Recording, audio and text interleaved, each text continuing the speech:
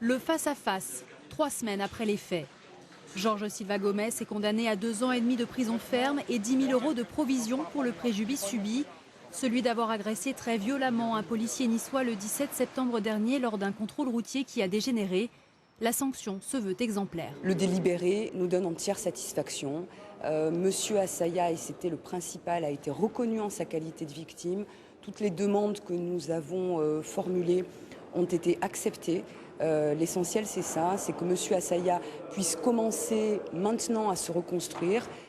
Difficile encore aujourd'hui de comprendre ce qui a pu entraîner une telle violence. En infraction avec son scooter, Jorge Silva Gomes se soustrait au contrôle des policiers. Rattrapé, il s'en prend aux fonctionnaires qui tentent de le maîtriser. À coups de casque et de menottes, l'agent est inconscient, au sol. Son agresseur prend la fuite. Il attendra 3 jours avant de se rendre. Sans papier, ce Cap-Verdien de 25 ans aurait eu peur de se faire expulser. Le tribunal n'a pas retenu d'interdiction du territoire. C'était une double sanction pour lui.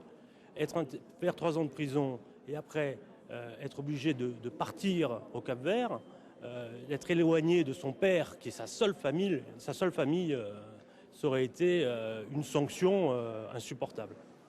La famille et les collègues sont venus témoigner de leur soutien aux policiers, des policiers qui subissent de plus en plus de violences physiques au quotidien.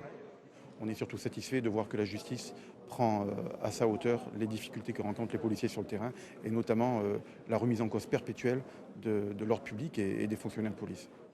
Le policier niçois est encore sous le choc. Son interruption temporaire de travail a été prolongée jusqu'au 2 novembre.